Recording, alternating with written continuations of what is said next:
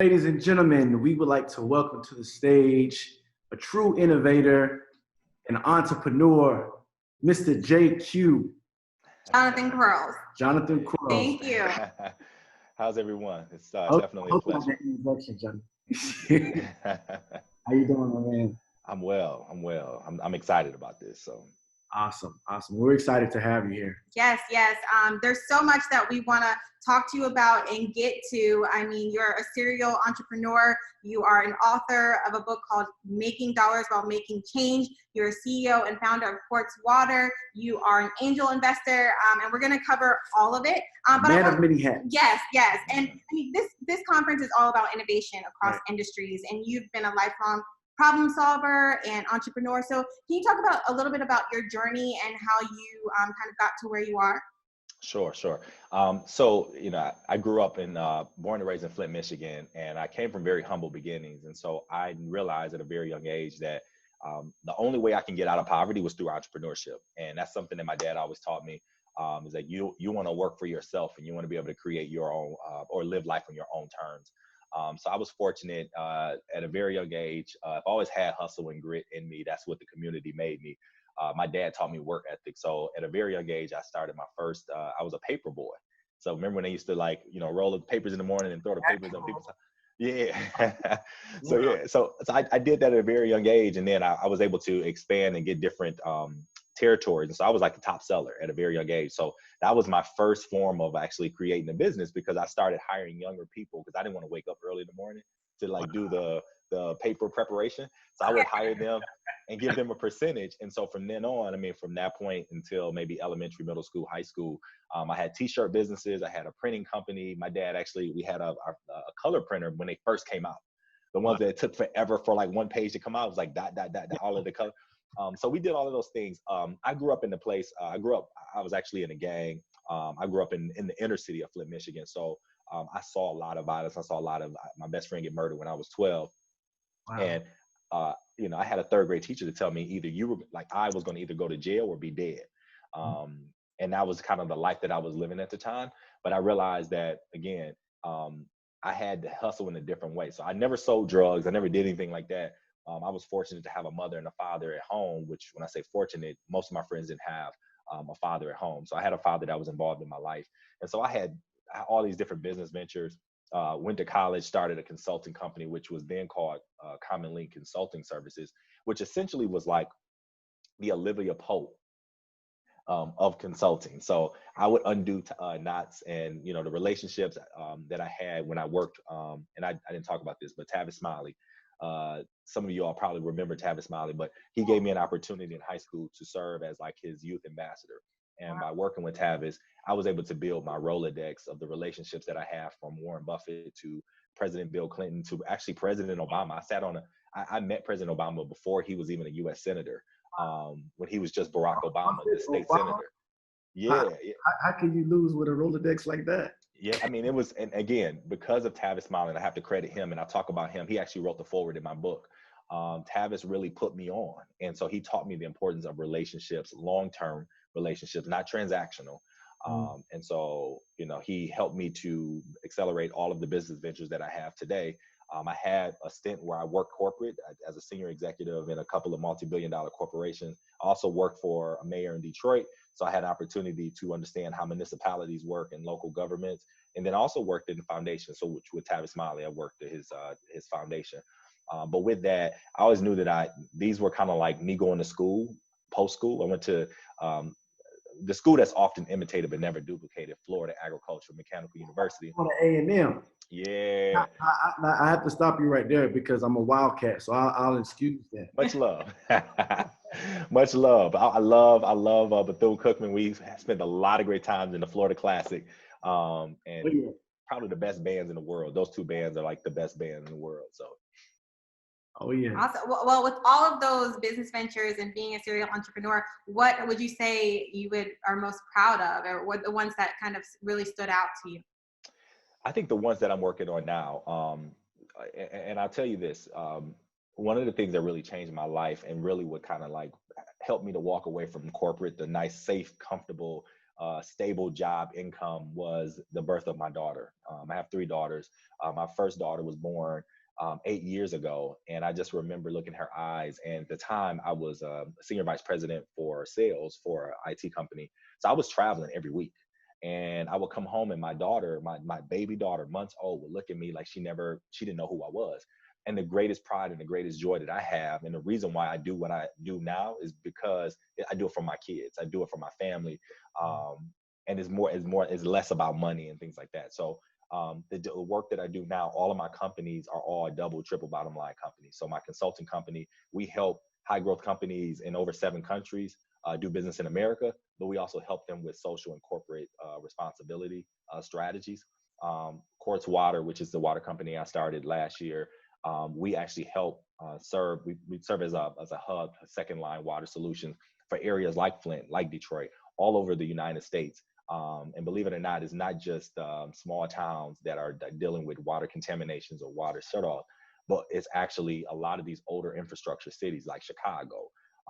And so we're providing water. And so that's something I'm really excited about. And a portion of everything we make goes back to the community for water related projects.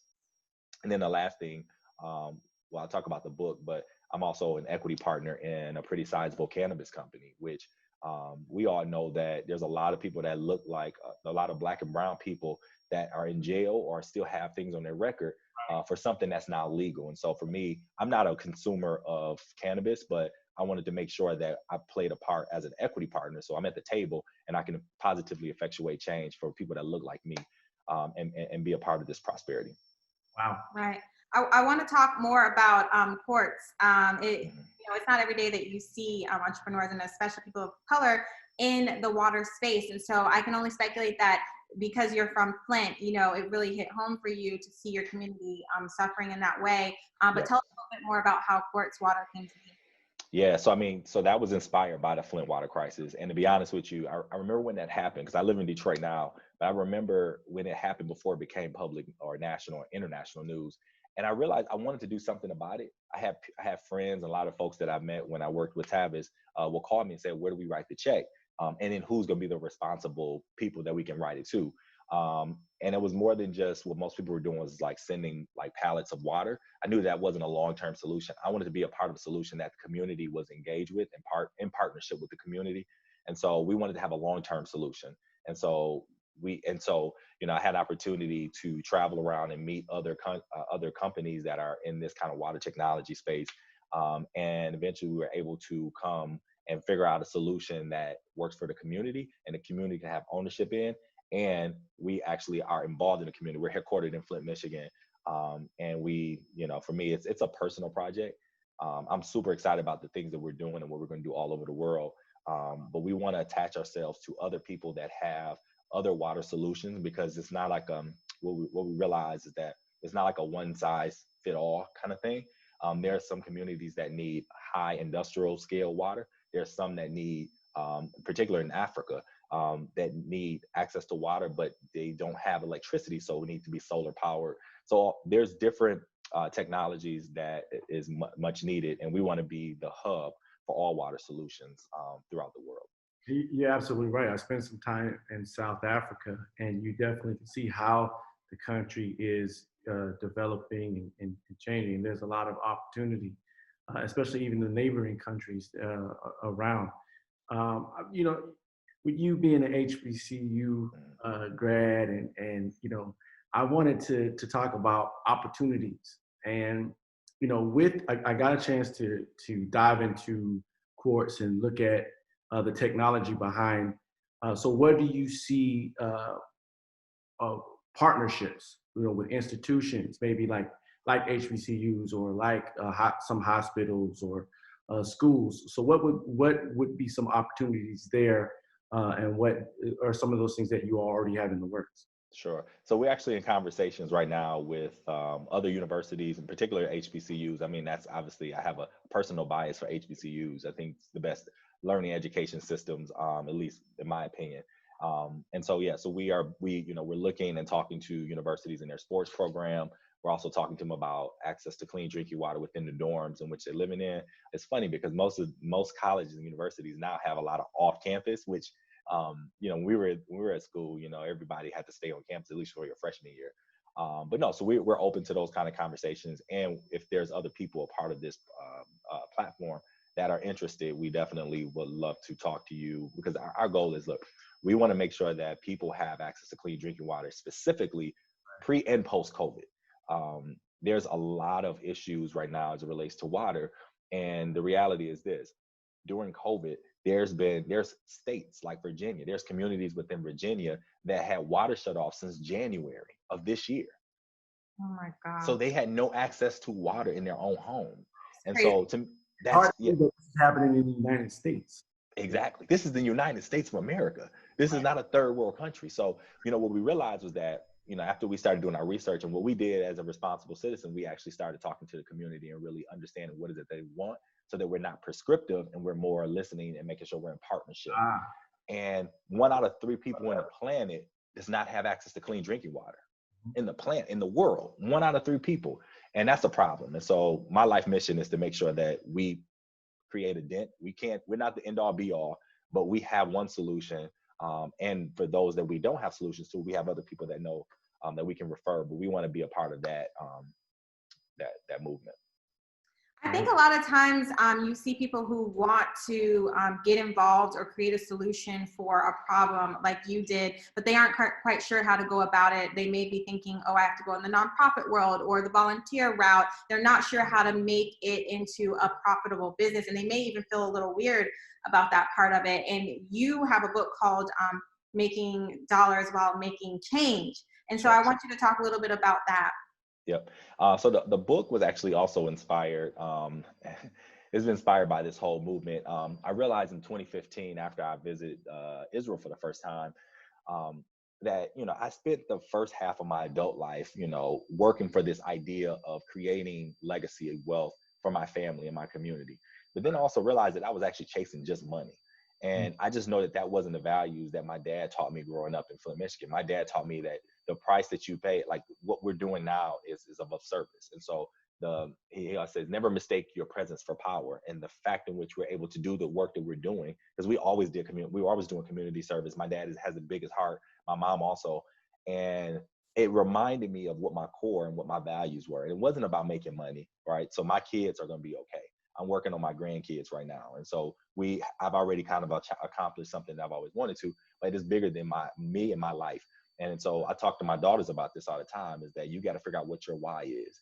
And for me, my why for the next half of my life is to make sure that everything that I do has a double, triple bottom line focus and mission. If it doesn't, I don't want to touch it.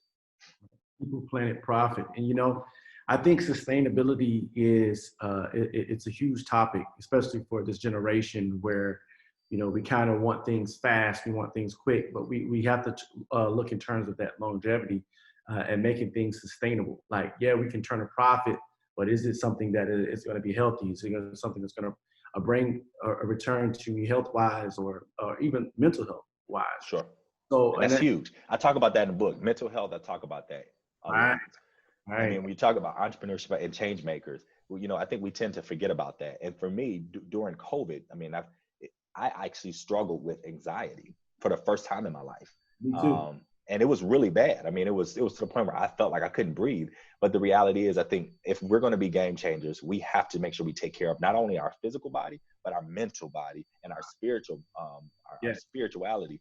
And to me, that's the thing that I talk about in the book. And I spent a whole chapter talking about that in the midst of all the stuff that was going on with George Floyd, the death of George Floyd. My books actually changed half.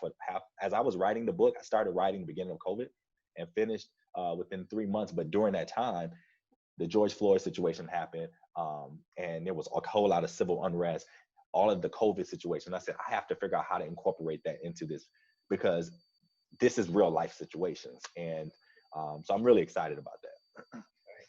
I love that, yourself and a lot of the other panelists that we had tonight, it's your products, your business are so multidimensional. It's not just, like you said, making a profit. It's creating a solution for a problem in the world. And I'm seeing now that more millennials and Gen Zers, when they're purchasing products, when they're buying into a brand, they want to see that, you know? Yeah. And so how can you speak to some of the entrepreneurs here on the call listening, how maybe if that wasn't a part of their business foundation, how they can kind of pivot and really think about that part of it? That's critical. And I talk about this a lot because this is the new normal. The way that we consume and purchase things as buyers, not just millennials and Gen Zers, but just period. People want to know, what are you doing to impact the community in which you're servicing or you're located or your employees? And so for me, when I buy, I'm focused on, like, I want to make sure I'm supporting Black businesses, and I'm very unapologetic about that. But I'm also supporting businesses that actually have a real social mission and not just making money. I consider myself a conscious capitalist. And I want to be very careful how I say this, because I had a friend to tell me, when you really understand what capitalism is, like, you're almost a part of the problem. So to call yourself a conscious capitalist is almost a contradictory. But this is what I will consider, and I'll talk about this in the book, is the new definition of what conscious capitalist is, and what we should be, for not just entrepreneurs, small businesses, but also for game changers and innovators and things like that. Awesome. That's awesome. I mean, I love what you're doing, and I love the space that you're in. I think it's so much opportunity. Now, you talked about just a time when you went to Israel and you learned about this technology, and you became passionate about this technology. Could you tell me what that experience was like for you? So I think just overall, I've been fortunate to travel to over 50 countries. Now, keep in mind, this wasn't until college, because my parents couldn't afford for us to send. I didn't have a passport until college, and I had opportunity to go study abroad in Africa. But what I've learned is, when I travel, I don't travel just like, it's this whole thing I think Mark Twain might have said, is learn by traveling, not travel to learn. Or no, travel to learn, not learn to travel. Right. But not just this technology within water, but there's technology all over the world, not just in Israel, but in other countries, that when I go and travel, I'm usually going there on behalf of the US State Department or through one of my clients. And I'm learning all these different technology, whether it's in the medical field, whether it's in fintech. So like I said, I'm in 7 different countries right now, representing 7 high growth companies doing business in America. But the technology is phenomenal. And so again, when we talk about how should the new entrepreneur game changer think about business, we have to be global in our mindset and in our doing and in the way that we do business. Because for me, I read the Financial Times every day, and people used to laugh at me because I want to know what's happening in the world and how do I pivot and make sure that I understand and see what's happening with the stock market, with how the economy is working, not just here in the States, but also in other countries. But being globally minded is something that is definitely going to be game changing for successful businesses. Right. Globally minded. I love it. And so a lot of the people listening are, small business owners getting into the business space. And so as an entrepreneur, you've been kind of in every space, and you have a lot of experience. So we all know that the road is rough. Like, there's ups and downs in business, and it's a windy path. So what advice could you give the people listening into this call about kind of how to stay grounded and to kind of weather the storm, or stay the course? Yeah, I mean, it's rough. I mean, let me be very clear. It takes a special kind of person to be an entrepreneur and a small business owner. I failed a lot. I make a lot of mistakes on a daily basis. I try not to make the same mistakes, but I allow myself to be, and this is what I used to work for Mayor Kwame Kilpatrick, and he would always say, Jonathan, I'd much rather you make aggressive mistakes than like careless and like not thought out mistakes. So I make a lot of aggressive mistakes because, again, my risk tolerance is pretty high. But I love problem solving. And so to me, I look at business as being a problem solver, right? That's all, to me, that's what it is. It's solving problems and creating demand for something that the customer wants and need, not what you want, what you think they want. Is like creating creating a solution for demand. But I just say, I mean, be patient. It's not an overnight process. And more importantly, you have to be, this is my investor hat coming on right now, is that the first thing I ask people that want me to write a check for their business is like, how much money have you put in your company and how many things or what have you sold? And if you can't tell me those two things, I'm not even interested in having a conversation about your business, because you have to be the most invested in your idea, your vision than anything else. And then you also got to have, I mean, having a partner is a very important thing, not just a business partner, but within the relationship. So, you know, I see the two of you all, I mean, I just know that Let's Talk, this whole summit couldn't have been anything without the two of you all. And so the people that you partner with is going to be very important, because not only do they support your vision, they know your vision, and they're going to be with you ride or die, because you can't do it alone. I've tried doing it alone a long time ago, and I just realized that I have a lot of deficiencies. And so building the right kind of team around me where my weaknesses are, and focusing on my strengths and allow my weaknesses to be able to be brought in or outsourced is something that I would strongly advise. You know, you said it, you know, being able to identify your weaknesses and to know what they are, and to know and identify the person that could, you know, make those into strengths, you know. So I think that that's half the battle right there, knowing what your weaknesses are and being comfortable and knowing that, hey, it's okay. I can have someone that can help me through this, you know. Yep. That's what strong partnerships, that's how they're built. We have some questions coming in, and this question is actually from Todd. He was actually on our last segment. So I'm gonna bring him on. Hey, Todd. Yep, I'm here. Can you hear me? Yeah, we can hear you. Awesome. Well, hey, awesome business. I'm really excited about what you're doing. I just had a question around, like, what are your biggest challenges today with Quartz, and you know, just entrepreneurship never ends in terms of problem solving. So, what are your biggest challenges and problems that you're solving for today? So, okay, with Quartz, or just with all of the business, I think the coronavirus or COVID-19 has been the biggest challenge for 2020, not just for me, I'm sure for most businesses on here. I have, again, let me give you some perspective. I have an international business development consulting practice that my focus was helping international companies do business here, which means I have to go travel. I have to engage with them. So being able to like figure out how to do business for them, because they judge me based on how much revenue I bring to them every year. How do we navigate that in a virtual society where I can't touch people? I'm in the human business where I have to touch you, see you, and build trust from other cultures, from the Asian culture to, you know, Eastern European to Israeli culture to African culture. So that was a challenge. For Quartz, we had to make a pivot. We originally were actually bottling water for hotels and restaurants. And then during COVID, obviously hotels and restaurants weren't open. So we had we actually had contracts that were on hold indefinitely, which we had to figure out what are we going to do.